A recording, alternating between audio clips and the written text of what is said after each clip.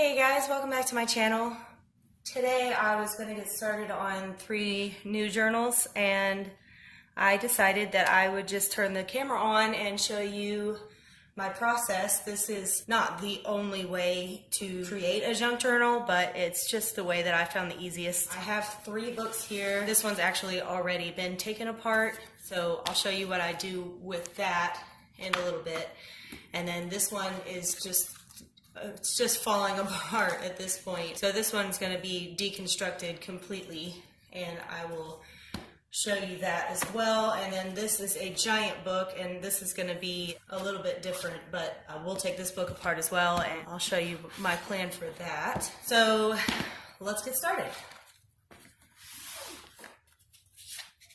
So the first thing that I'm going to want to do is obviously choose some book covers. You can find them online. They're a little bit more pricey that way. You can go to any thrift store and pick up books. This is actually where I've got these books. You can do this with any book is what I'm saying. It doesn't have to be like a super fancy book. This cover is marbled, and it's from like 1843, I think, and it's in some other language. I think maybe German. Looks German. 1841, correction. Here's the date. So this book cover was a little bit more pricey, but it's beautiful, and this book I'm actually planning on selling in my shop. These 2 I'm working on for some other people. So we've got a lot of work to do. So the first thing I'm going to do is, you can see that the book is already torn where the spine and the front cover were.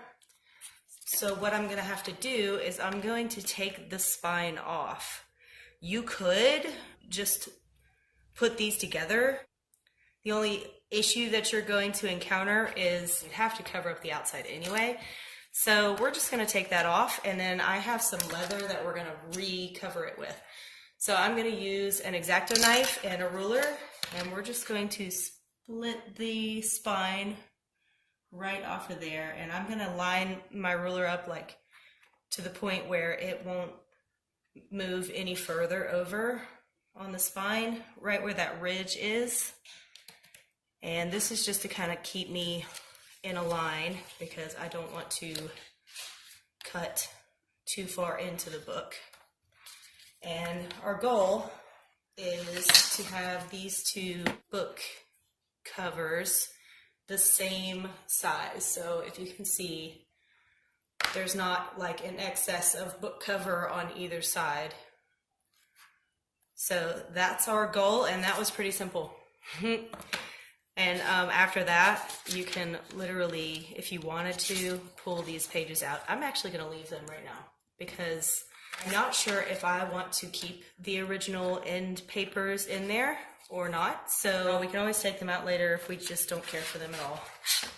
So the next thing I'm going to do with this book cover, and we may have to make several videos to get through all of these, but let's just focus on this one for now, because we're kind of already on a roll, and that's good.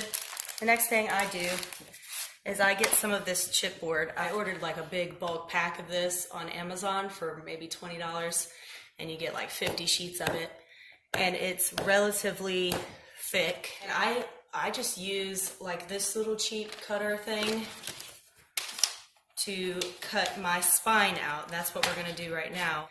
This is the point where you have to make a decision on how big you want your spine to be. I like to stick to spines that are about 2.5 to 3 inches, and I think for this book we'll probably just do 2.5 inches. Our 3-inch spine is quite thick. We're just going to go ahead and cut 2.5 inches in width, and then we're going to need to measure our book cover to see how many inches in length we need. So we're looking at almost 8.5. So we're going to go to almost 8.5. I don't know what that is. I am a physics major in school. I can't read a ruler. That's okay. I don't need that. Okay, so we're just about there. I think actually we are there. Okay, so at this point I will typically make another spine the exact same size as this one, and this is going to essentially reinforce the spine that I've already made. So if you don't do this, you're going to want to probably get a thicker chipboard weight. This is a relatively thin weighted chipboard, so I do this twice at least. Let's see, about there. And I don't throw these away. I don't throw much away. So one of the cool things that you can do with this is if you wanted to paint a cover, which I think I'm probably going to end up doing with this large book here, what you could do is if you had like a spine that was wide enough, or you could cut this down obviously, you could glue these on and then it would kind of give it like a little ridge, like a little bump on the spine or even on the cover, and it looks really cool if you do that. So I don't throw little pieces like that away. I keep everything. Okay, so at this point we're going to glue these pieces together, these two chipboard pieces.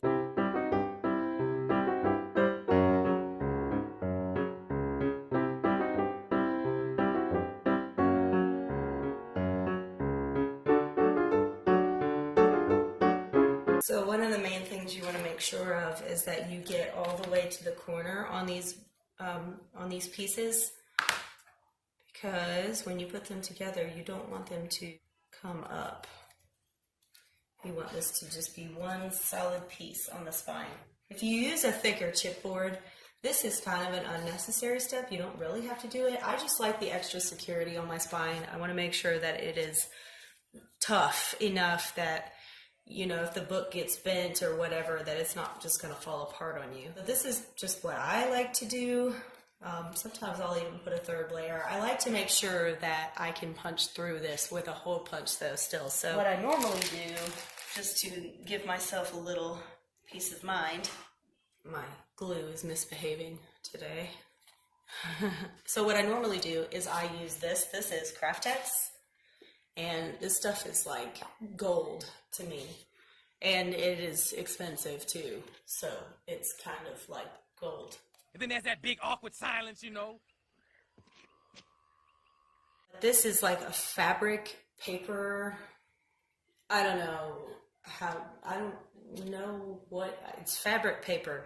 So it's like that little tag that you have on your jeans, like on your Levi's or whatever, and it says Levi and it's on the back of your jeans. That's essentially what this stuff is. It's like unrippable, washable paper that feels like fabric. So we're going to use this to reinforce the spine yet again, because I am all about that reinforcement. And we're going to cut this down to the exact same size as before.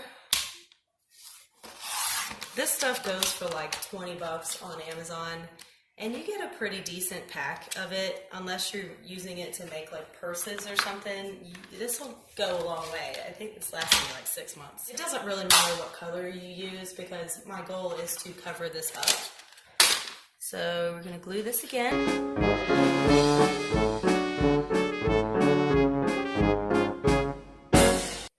Okay.